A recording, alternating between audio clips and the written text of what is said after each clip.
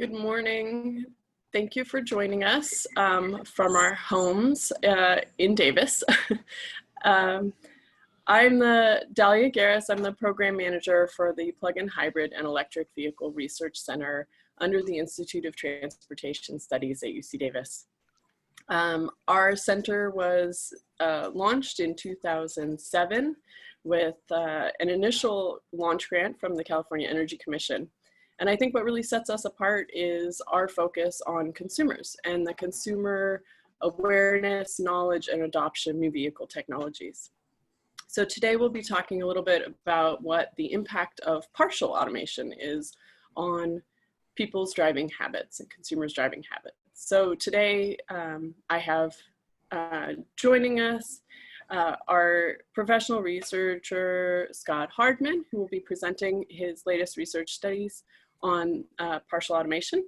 And then we have our fearless leader, Dan Sperling, to provide his feedback, comments, and no doubt critiques to keep us honest of our work today. So thank you for joining us again. Before we get started, we do have some sad information to share with all of you. Our founding director, Tom Turrentine, passed away on Tuesday.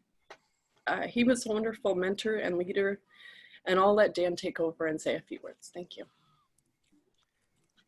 Thanks, Dahlia. It really is sad, and we hate to start this off on such a sad note, but we just learned of it yesterday. And Tom was the founding director of this center, did an amazing job. He had an amazing life. He was a great researcher, great leader, great friend, and colleague to so many of us. So just want to, we just want to note that, and, he had an accident and, unfortunately, and so that's just happened 2 days ago. So we just wanted to, some of we're just passing it around, we're heartbroken, but he really did have an amazing life, and he touched so many people in such a positive way. And he was a great researcher and a great leader. So let me just ask for just a short moment of silence before we get going.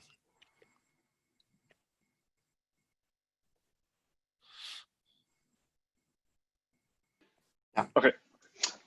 Thanks, Dahlia. Yeah, so Tom actually, he hired me and he trained me, and he was pretty influential in my research, particularly in like his passion for doing interviews. And so we'll share some interviews later, and we kind of did those in the way that Tom trained us to do. So it's kind of nice that we'll sort of keep his legacy going. But let's start with a quick poll. Leon, can you put the poll up? So you should see a poll coming up on your screens now. We just want to ask, do you think that privately owned driverless vehicles, do you think those vehicles will lead to more travel? So you can say no change, slightly more travel, or far more travel. So we'll give people a few moments to answer that question before we move on.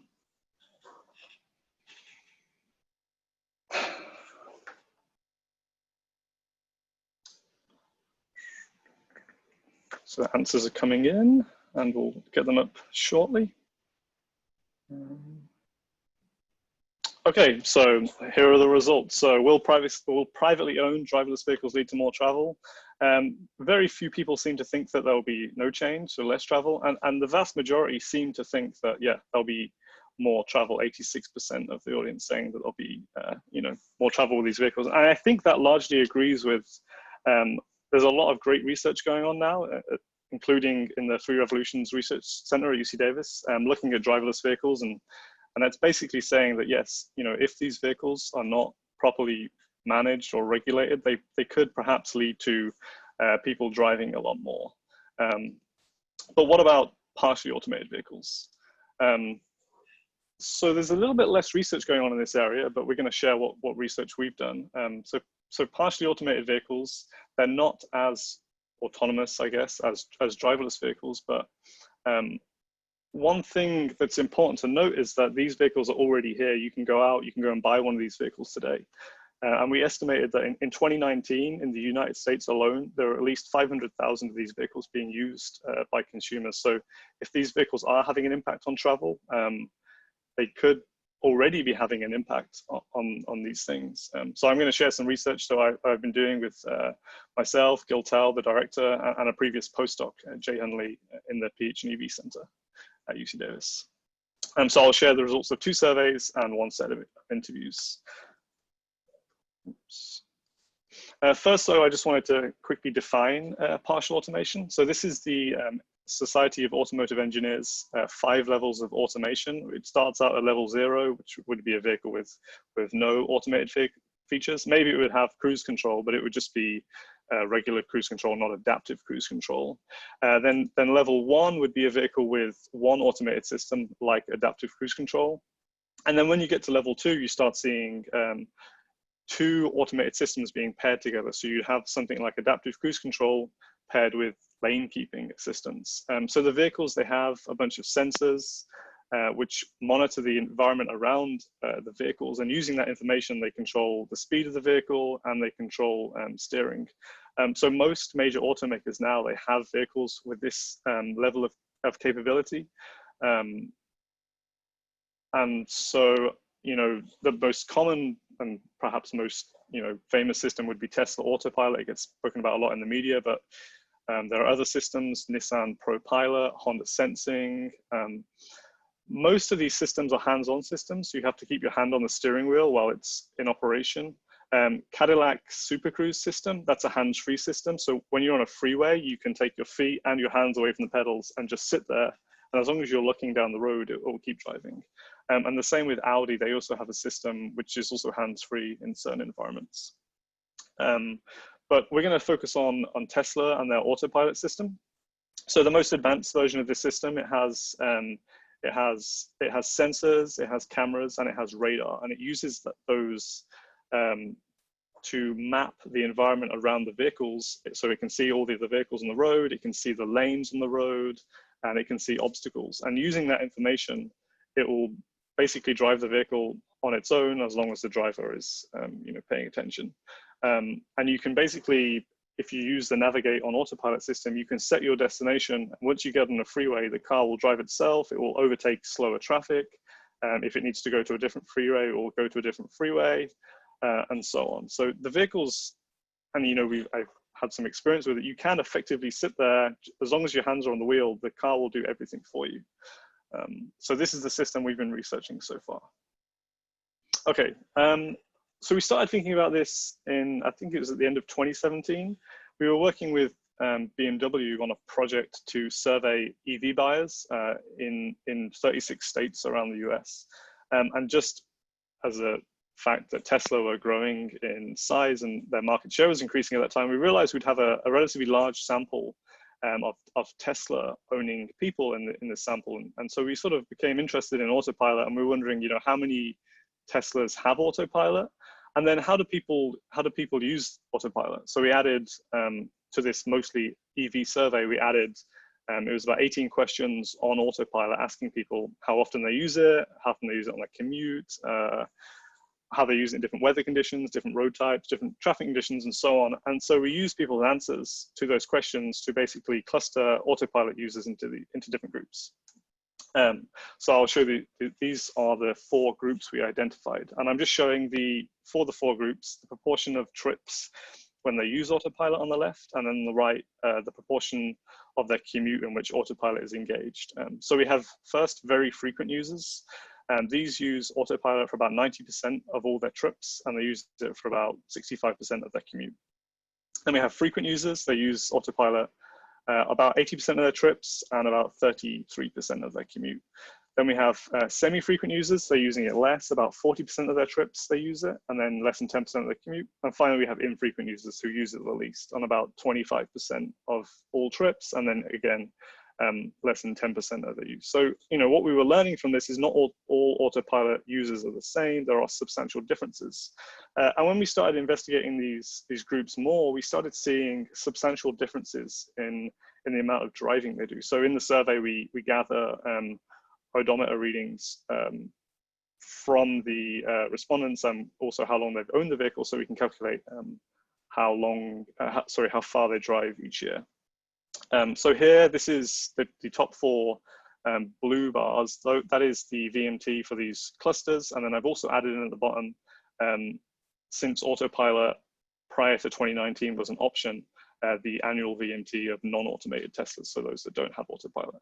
And the first thing we saw was that a Tesla with Autopilot on average drives around 12,000 miles a year, whereas a non-automated Tesla drives around 10,000 miles a year. So there's some sort of relationship between owning an Autopilot and, an automated Tesla and not owning one with Autopilot and VMT. And then additionally, you see that very frequent users and frequent users, they travel about 15,000 miles a year, whereas semi-frequent users, about 10,000, infrequent users, about 9,000. So in addition to there being a relationship with having Autopilot and driving more, we also saw a relationship between using Autopilot and driving more.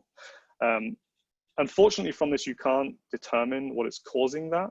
It's possible that people who drive a lot, because they're in the car all the time, they're sort of more motivated to use Autopilot because it sort of takes more of the burden away from all that driving. And then people who drive less, perhaps they're on freeways less, so they don't use it as much. But certainly this sort of pointed towards something happening. So at the end of 2018, we were doing another electric vehicle survey, this time in California. Again, we were, getting a large sample of Tesla owners. We had about 1,000 Tesla owners respond to that survey in the end. And so we just wanted to know, does Autopilot impact travel? And sort of the simplest way we could ask that was just directly asking people. So we added a question to that survey saying, as a result of Autopilot, has there been any change to your local travel or your long distance travel? This is people's answers. So first on the left, local travel, about 85% said there'd been no change to their travel. About 2% said there'd been less travel, and it was about 13% said they are traveling more on their local trips because of Autopilot. So not a huge difference, but still a little increase. And then on the right, we have changes to long distance travel. So here, about 45% of the sample said they're traveling slightly more or far more, which to us is a pretty big increase. Not all people who have a Tesla with Autopilot said they're traveling more, but still a large proportion of them said that they are. And so because we get the odometer readings from these people, we know how far they travel, and we also get their commute and how many days a week they do that commute. So we can have a little bit of a look at the composition of their annual VMT. And so typically in California, commuting makes up about 40 to 45% of people's VMT. So if someone drove 10,000 miles a year, maybe 4,000 miles would be commuting. And so with these people that said they were traveling more, you can see that their proportion of their commuting to their total VMT is much lower. So they're doing more trips outside of their commuting than these other people. So while they say they're traveling more on long distance trips on the weekends, that also seems to be true from the data we see.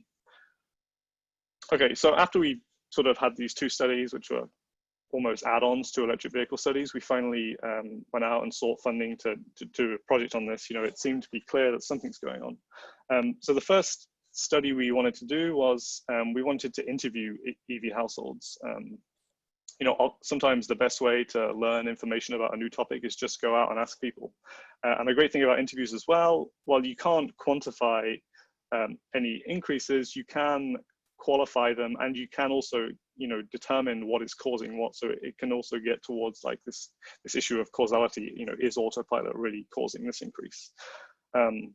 So we interviewed 36 households, all of which in Northern California, and they were like hour-long interviews. So I can't go into all aspects of the interviews now, but I'll just focus on Autopilot, and I'll focus on the impact Autopilot has on travel. But one thing I will say is very few respondents said that they bought a Tesla because of Autopilot. In fact, only 2 of the 36 interviewees said they bought a Tesla because of Autopilot. And those 2 people were older individuals, and they hoped that Autopilot would help them maintain mobility as they got older. But for the most part, people didn't really have an appreciation for Autopilot until they bought the vehicle and started learning to use it. So this idea that people who drive more buy a Tesla with Autopilot, to help them with all that driving, it doesn't seem to hold true based on this.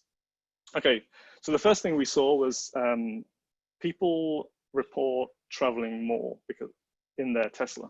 So 17 of the 36 interviewees reported traveling more. So for the most part, people focus on long distance trips. And remember, these people are all in Northern California. So this top quote, the eagerness to do a trip is definitely a function of autopilot. I can drive to South Dakota, which is pretty damn far, and barely touch the steering wheel.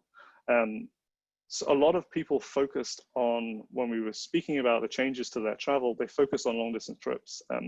It was more common that people would travel to West Coast cities, Portland, LA, places in Nevada and Arizona. In particular, people seem to focus on trips to Los Angeles. That seemed to be doing that type of trip more frequently in an autopilot. I remember one household I interviewed in Sacramento. They ended up buying a season pass to Disneyland, which is an 800-mile round trip. And now every 2 weeks, they go to Disneyland. And a great thing about interviewing Tesla households is they all have this app, which tells you how many miles you've driven. So we sort of had a look at their app, and you could see that they were driving 30,000 miles every year. So, you know, their VMT seemed to support that they were really driving to Disneyland every 2 weeks. A second change we saw is people reported being more willing to fly rather than drive on these trips. So this top person saying, you know, it's easy to take trips, it's less tiring, less stressful. There's a few times I would have chosen to fly, but now I drive instead. So he was talking about some business trips he was going on. Normally he would fly to them. Now with the autopilot, it seems to tip the balance towards driving rather than flying. And then the second quote, person who has family in Oregon, they used to fly up once a month. Now they drive up once a month. That person was also particularly extreme. They had driven to New York from San Francisco 3 times in 1 year. So their annual VMT was about 45,000 miles a year, which again is quite an extreme example, but it sort of shows what can happen. Next, people also reported being more willing to drive in congested traffic. So nobody likes congestion.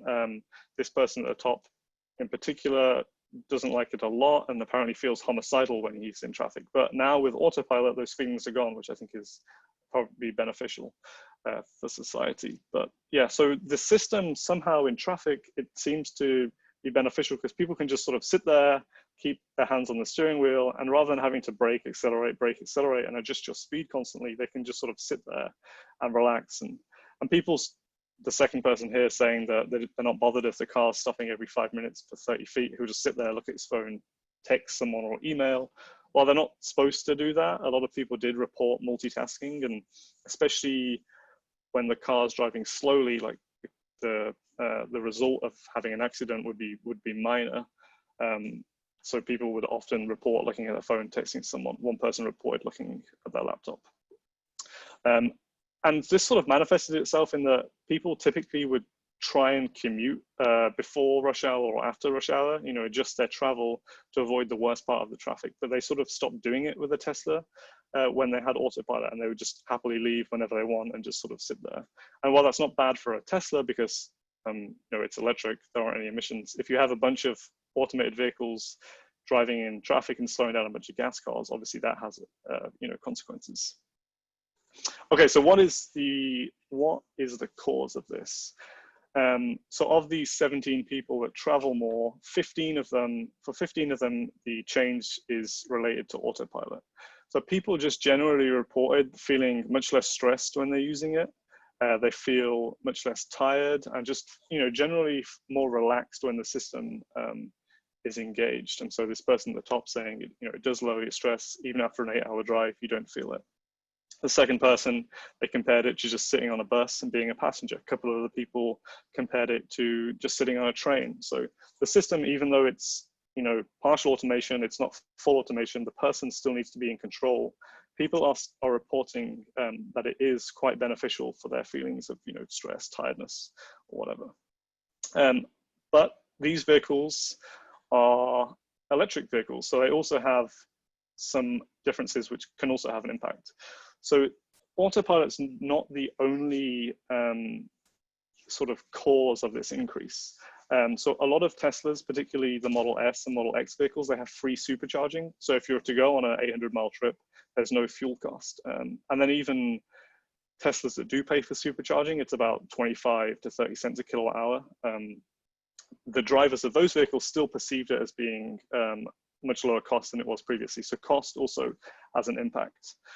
Second, the emissions of the vehicle also have an impact. So this is more prevalent among environmentally conscious interviewees. And so the fact that there was less pollution, they said they felt less guilty doing long trips, so they're more willing to do them, or they'd rather drive than fly because it's less emissions.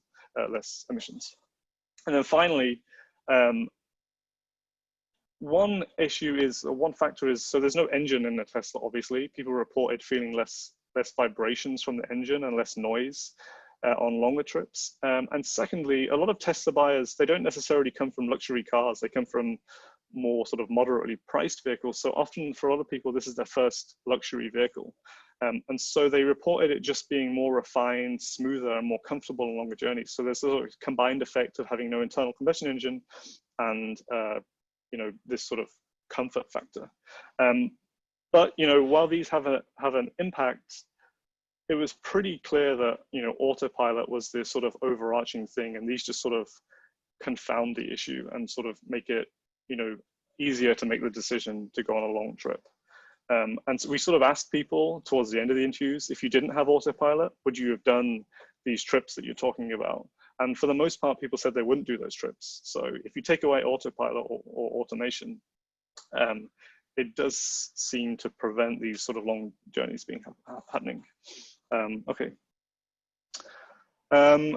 So actually, we're going to finish with another poll question, Leon. If you can put up the other poll, I sort of want to ask the same question that we asked at the beginning about whether or not driverless vehicles will increase travel. But do you think privately owned, partially automated vehicles will lead to more travel? And again, same answers, no change, slightly more travel, or far more travel. So we'll give people 30 seconds or so to answer that question, and then we'll pull up the results, and I'll sort of talk about my sort of concluding thoughts.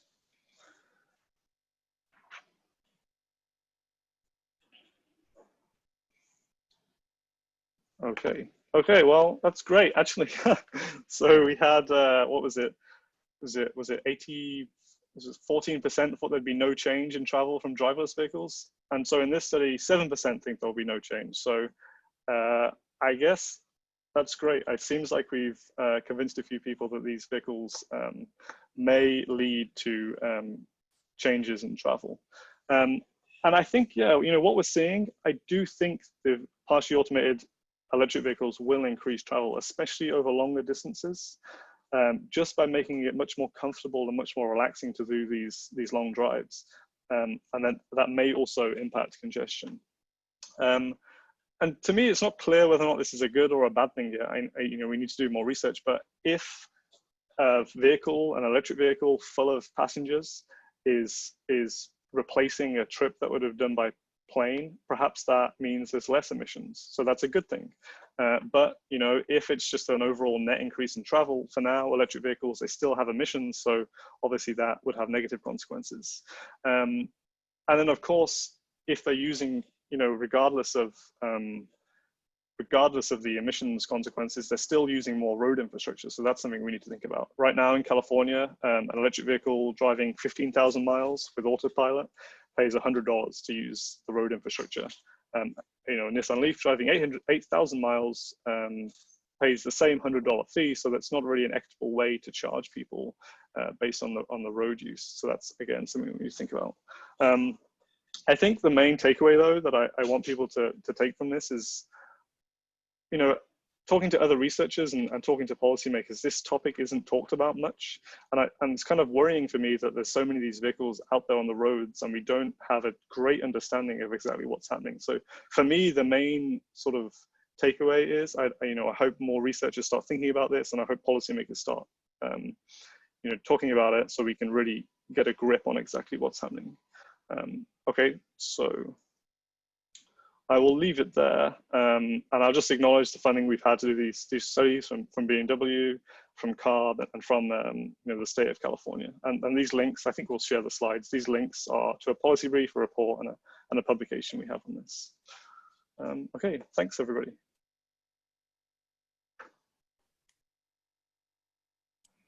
Thank you so much for that presentation, Scott. Dan, do you want to give us your feedback? Yeah, let me provide a few thoughts on this. First of all, as Scott is modestly implying, this is unique and important research. It's the first time we've seen any real empirical research on what the effect on VMT is. Many of us have speculated about it in the past, but this is real hard data and real experience.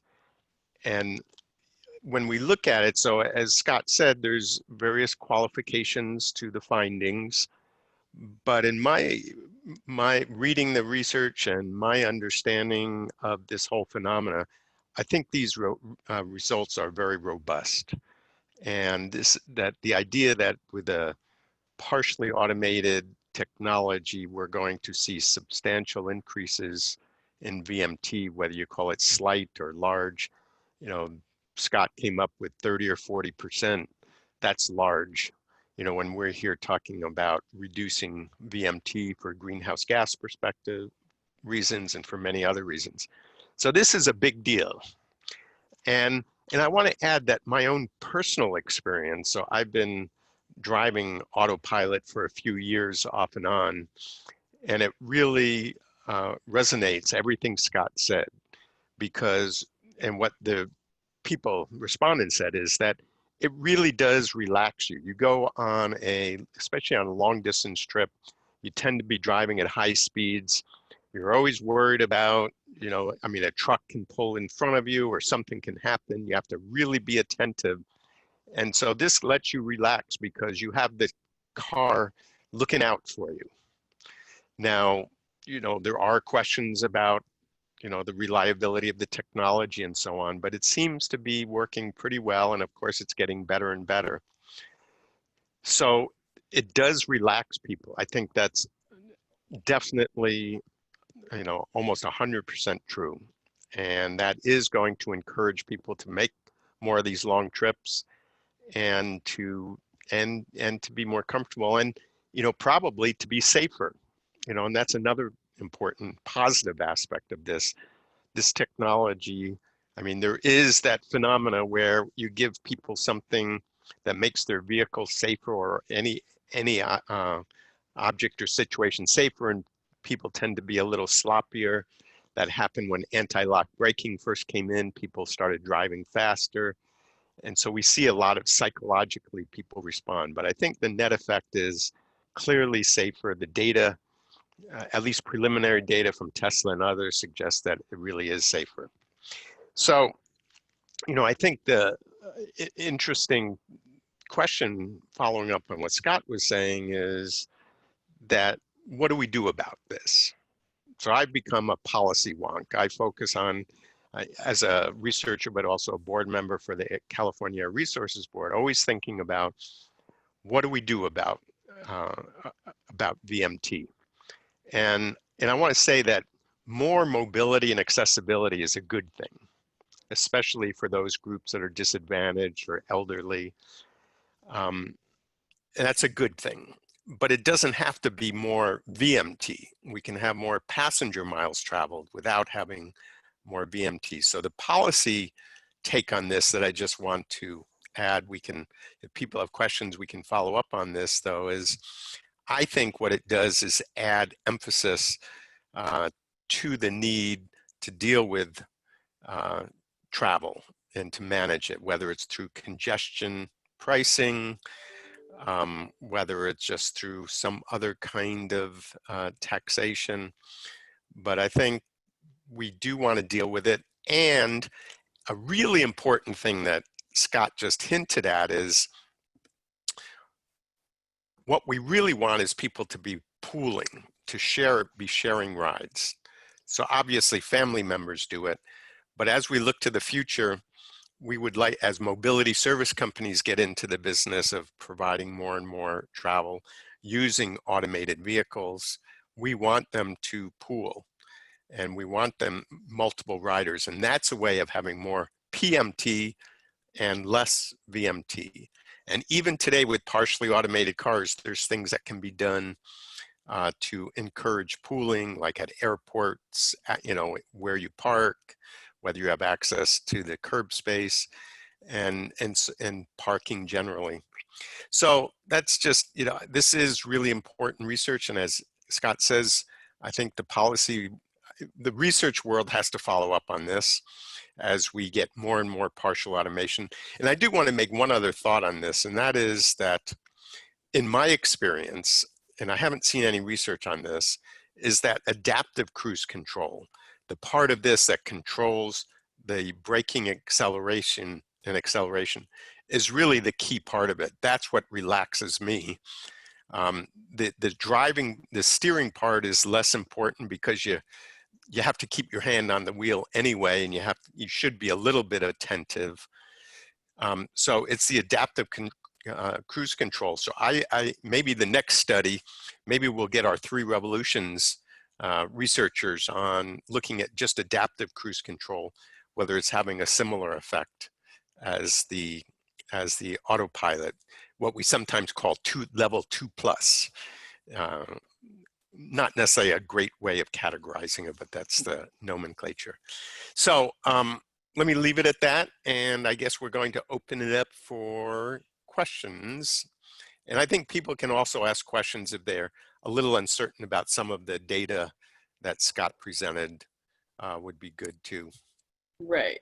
Yes. So I think we'll start maybe with a couple of clarification questions. Scott, you presented, I think, 2 surveys in the interviews, and a few people were asking about the timing of that. And I did clarify that it was before COVID, but can you give us the details on when these studies were conducted? Yeah, so the first surveys were done in 2018. 2 surveys were done in 2018. The interviews were done in 2019. We had a 3rd survey that we did in December last year, where we added a lot more questions. And again, that's so specifically on partial automation. And that survey will hopefully allow us to really quantify this increase. But yeah, it was before coronavirus. And I think someone said, you know, will that impact the decision to drive rather than fly? And I think, yeah, I mean, it could. No one likes airports. They're not very fun. If there's another risk of getting sick, I think that, again, would push people to drive rather than fly. Right. One of the other clarification questions was, did we define in the survey frequent versus infrequent, or did you leave that kind of frequent use up to the creation of the survey respondent? Right. So those clusters of users, it was based on a latent class model. So that model basically clusters people into similar groups with others who have very similar profiles. And then we, as researchers, are the ones that have to come up with the names of them. So we named them ourselves, but you know, the very frequent group, they told us they used it on 90% of all the trips they take. And then I think the frequent users, it was about, was it 80% of all the trips they make? So yeah, we came up with those classifications ourselves based on what we see in the data. On their self-reported frequency of use. Right, on their self-reported frequency of use, yeah. Right, okay. So one of the other questions that's come up a couple of times is regarding VMT increasing and whether or not that's necessarily a bad thing. So VMT, if it's increasing and it's allowing mobility to elder populations or other populations that don't necessarily have access, that's not necessarily a bad thing.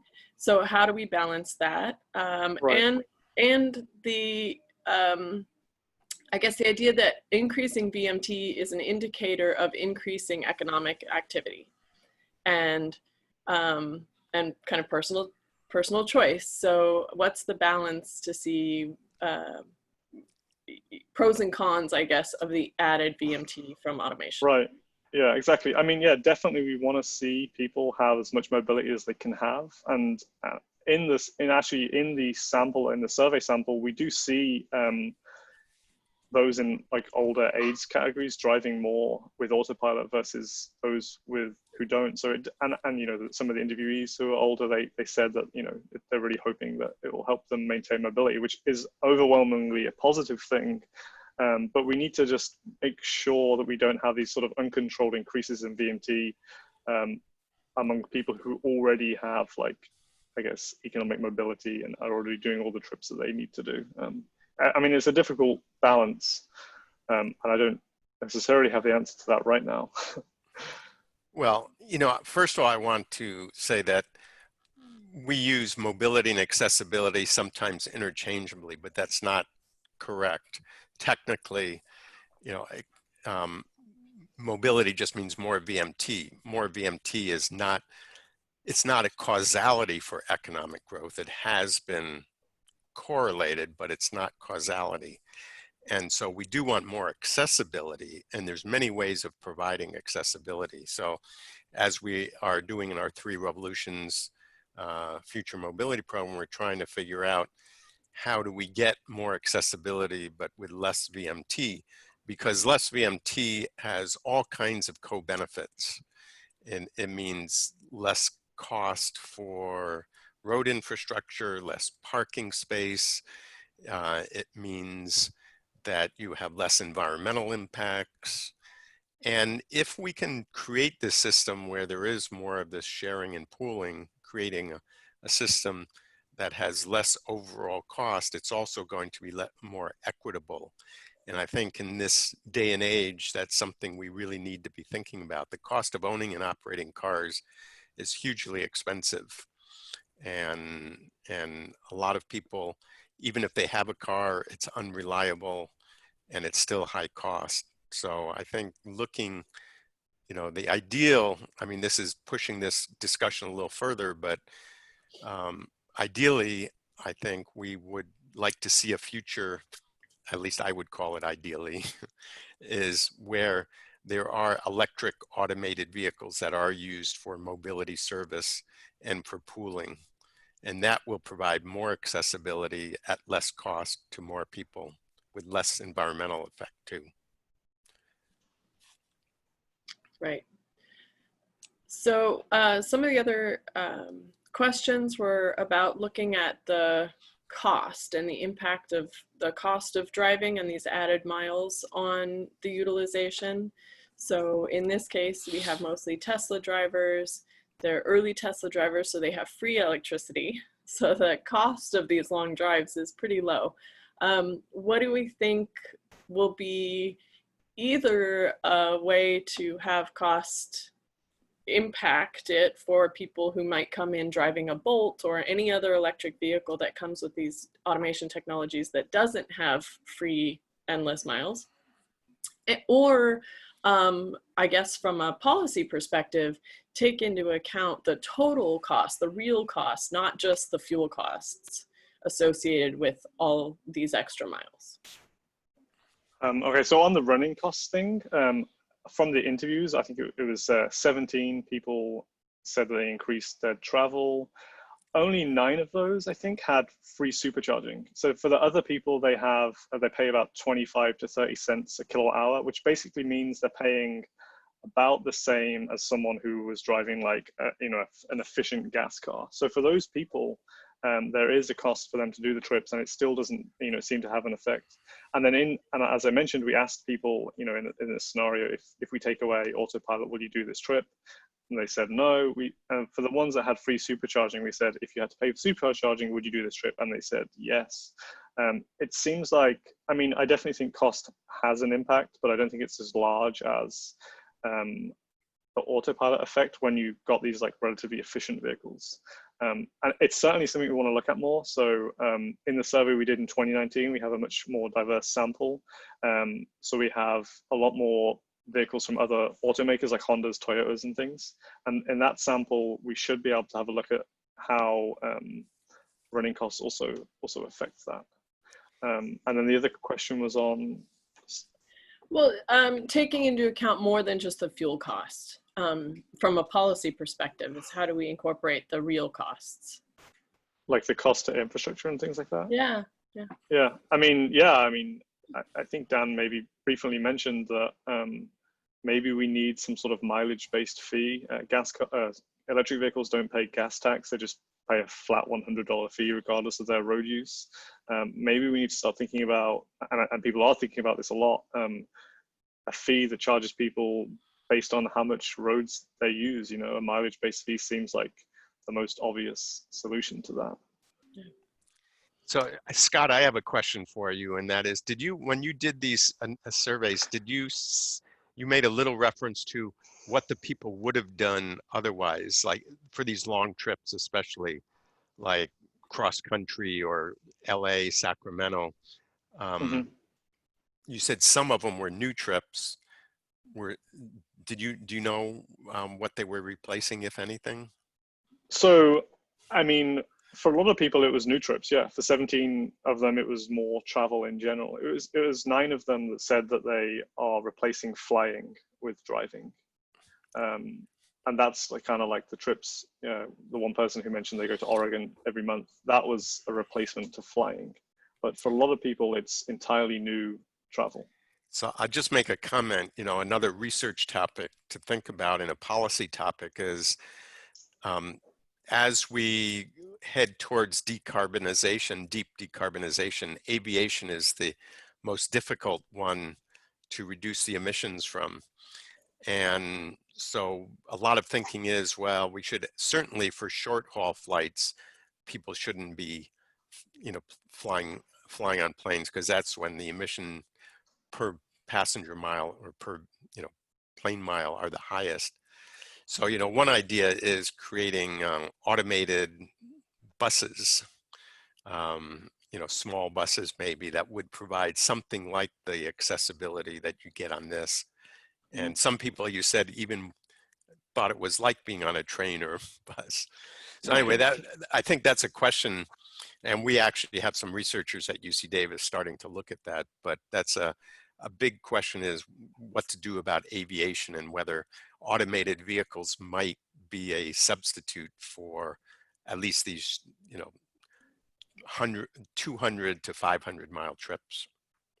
Absolutely, I think they can be. You know, it's driving. You know, a lot of people fly from Northern California to Southern California, but they seem to be quite happy to do it in a Tesla. So, yeah, if we could, something like that seems like it would be, you know, extremely beneficial. So one of the questions actually did address that, which is they're happy to do it in a Tesla. That's a luxury sedan. Do we think that these findings would also apply to smaller format vehicles and kind of cars at another price point? Yeah, I mean, if the system is perceived in the same way as making them feel as comfortable Relaxed. and as relaxed, then yeah, I don't see, you know, like a Bolt, for example. You don't think it's about the size or the finish in the vehicle, right? But it's yeah, about I mean, the technology.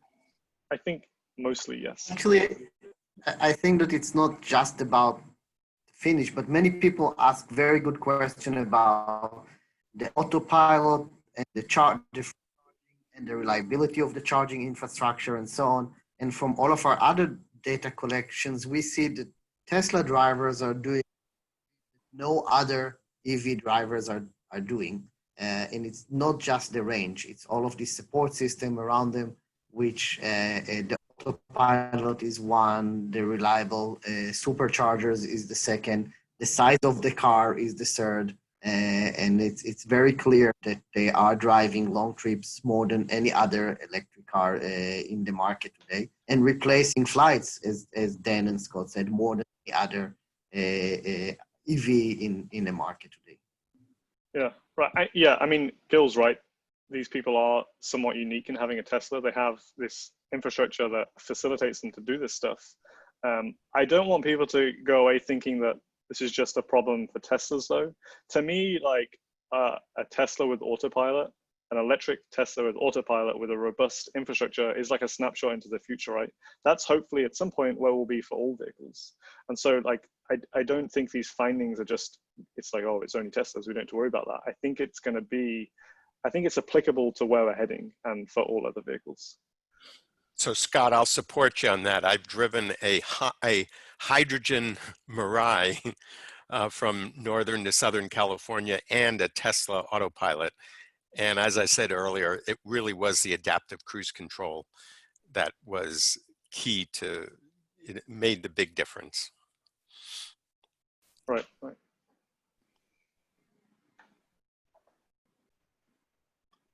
Okay, we have a lot of questions to go through, and I'm looking at a lot of potential future research projects for us to take on. So I think we did have a couple of questions about the safety factor and whether or not the reliance on this new technology is more likely to lead to human error because of the multitasking. Right, that's a really great question. And I said at the start, there's not much research on partial automation. There's not much research on partial automation and the impacts on travel. There is actually quite a good body of research now on like partial automation and safety and how drivers respond to like requests to take over or how they respond to an incident. I do have some safety concerns with like the Tesla Autopilot system in particular. So 3 of the interviewees reported falling asleep on some of these long journeys. And we didn't ask anyone about this. They volunteered this information to us. Which, I was kind of surprised that they did that. But, one person fell asleep for 2 miles during a snowstorm. One person, when he tells me he falls asleep sometimes when he drives to LA from San Francisco, he said, sometimes 5 or 10 minutes, and then he'll wake up and then he'll go back to sleep again. And, people fall asleep in regular cars as well. It's not, and the consequences of that can be catastrophic. And obviously these people live to tell me the story. But I think it gets towards how the system monitors people's alertness. So in a Tesla, the only way it monitors if you're alert is by determining how much torque you're putting on the steering wheel. So a lot of people, they just put their hand on the bottom of the steering wheel and sort of rest it there. And you can fall asleep with your hand like that. Other systems like the Cadillac Super Cruise system, that has a camera that's looking at your face. And if you close your eyes or you look away, it will alert you to take over. So, I don't think just having one, if a car can drive itself, it should be able to tell if you're awake or not. That's definitely something we need to think about. And yeah, there's a lot of great research going on that stuff now. Great, okay. A couple more questions about the demographics of the survey respondents and in particular how you selected interviewees and dealt with any potential for a biased sample there. Okay, so I mean, the Tesla or the survey sample of Tesla Autopilot users is, high income, 75% male, highly educated, people who live in single family homes, basically the same as all, most other EV adopters, but with slightly higher income. And then, so the survey, the interviewees, we recruit from the survey and we just took a random sample. I actually oversampled female drivers because we wanted to, we didn't just want to have like 20% of the interviews being female. We wanted to get their perspective as well. So it's the survey is representative of the EV market, and the interviews, we tried to have it represent that as much as possible. But obviously the interviews, the point of them is not to have findings that we can generalize for the whole population. It's to understand all the possible issues that exist. And I guess, this survey that we did in 2019 that I keep mentioning, the really big goal of that is to get findings that are much more generalizable across like a much more broad number of car users. So, we started that project at the end of last year and we're going to keep going and hopefully we'll have findings on that soon.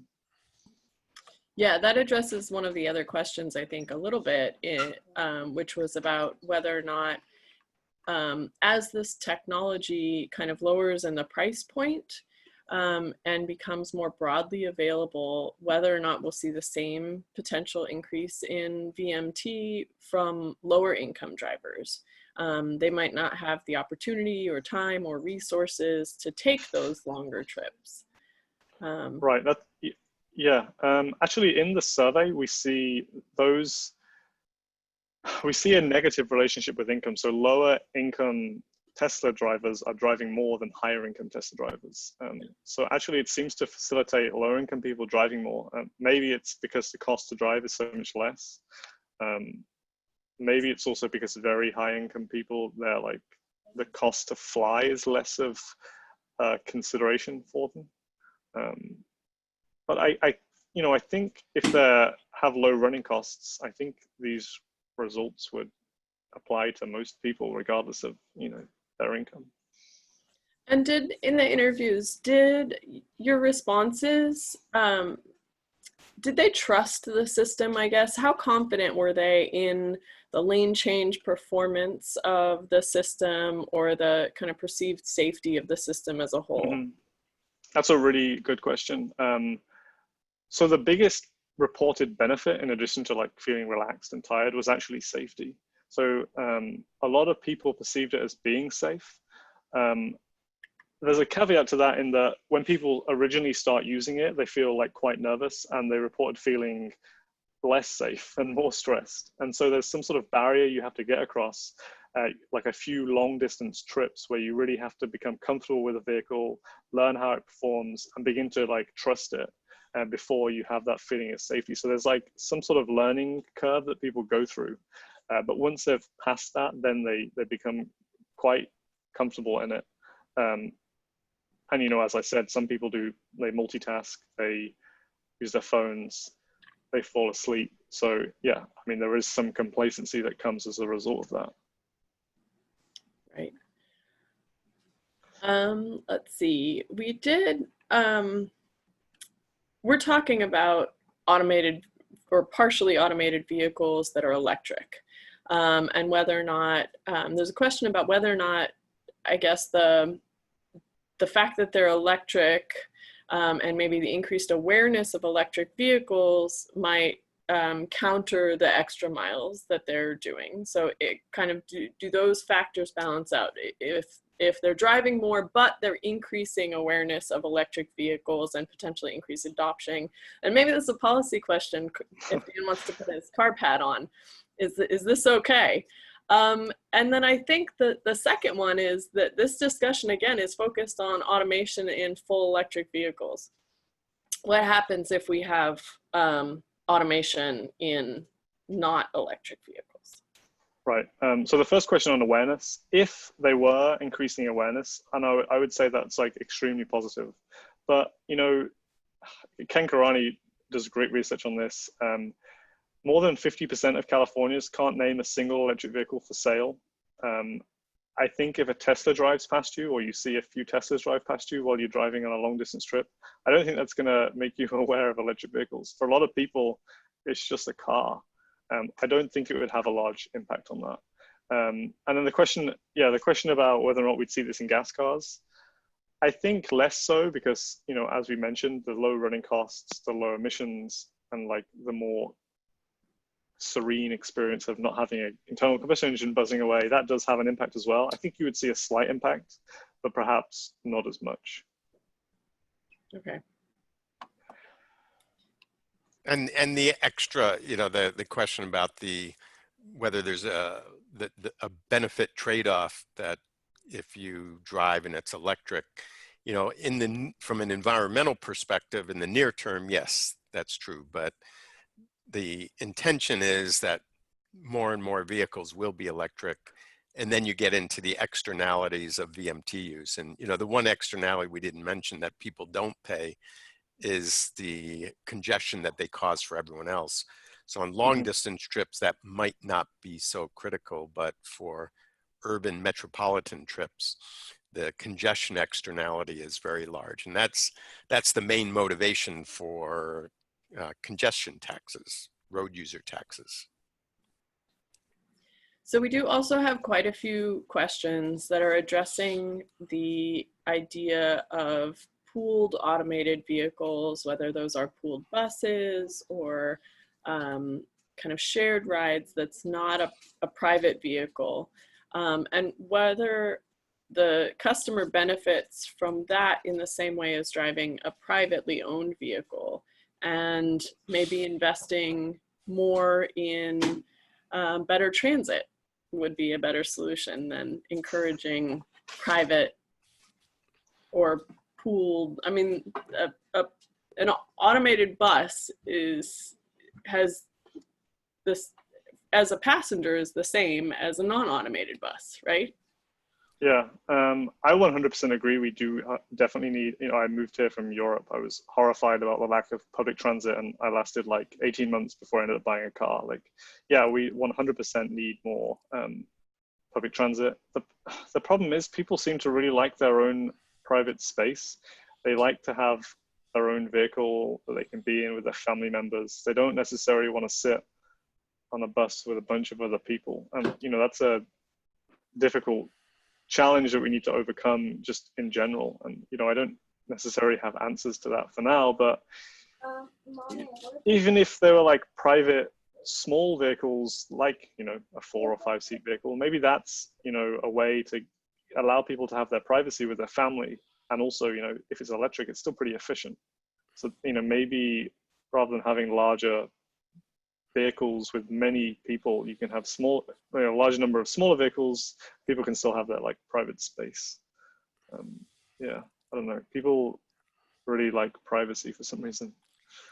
Well, we're seeing these days with the pandemic, you know, we're really swimming upstream even more in terms of this idea of sharing.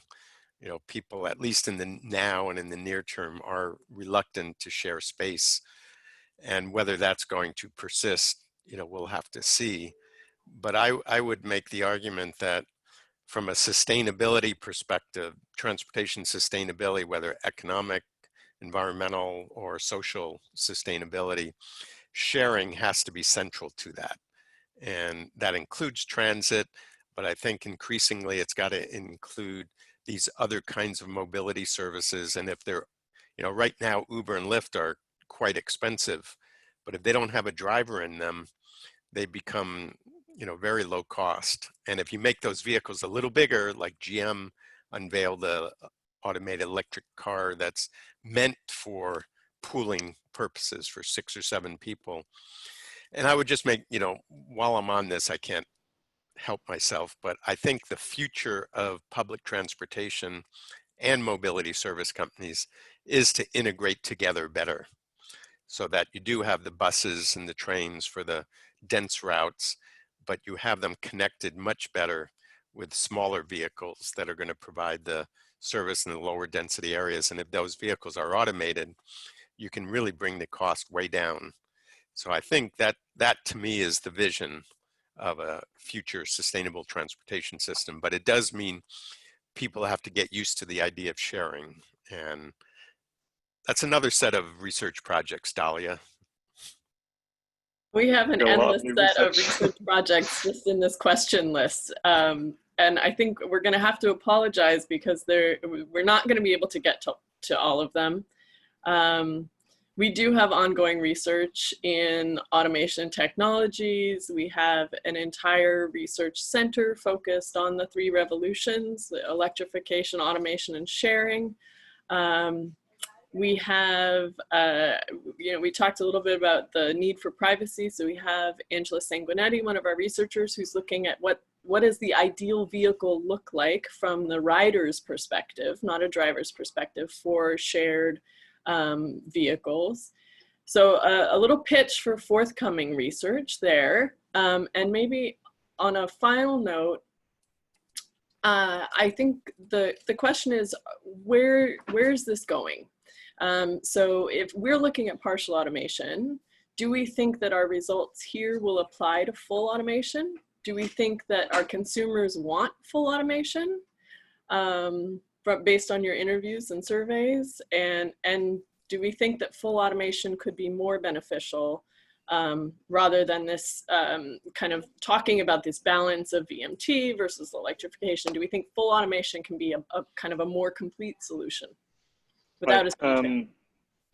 I guess I mean, I think the findings do show that, you know, this study, they are applicable to driverless vehicles, right? You know, those vehicles will be even more relaxing to sit in. So yeah, I think the findings apply to that. But I don't want that to be the takeaway, because I want people to think about partial automation and think about researching that now. And then the other question, do people want driverless vehicles? That is a good question. We spoke about it a little bit in the interviews. People, they wanted a driverless vehicle. They wanted the full functionality of the vehicle to be able to drive in all these different environments and, you know, have the extra functionality and safety of that. But what they didn't want to give up was the steering wheel and the pedals. So while they wanted this full driverless capable vehicle, they still wanted the opportunity themselves to take over. And I just think it's to do with people's perceptions of risk, right? People have a perceive things to be less risky if they have more control. So they still want to have the control over it. Yeah, and the other question, sorry, what was the other question? Was that it? I think you addressed most of Okay. the question. Looking forward to full automation. Yeah. Yeah, yeah. Dan, did you have anything you wanted to say before we finish up here? Only that I'm thrilled by this research, and I'm even more thrilled that there's focus on this, and it's an important topic from a policy perspective. And it's gotten very little attention. So kudos to Scott, and more to come. Yeah.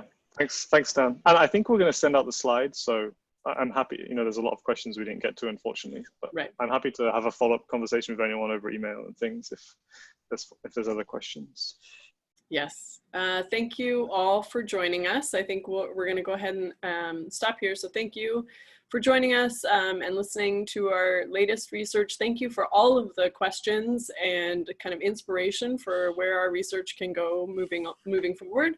And we hope that you join ITS, one of our many research institute centers, in one of our future webinars. We have at least a couple more coming up just this month. So thank you. Thanks, everyone. Thank you.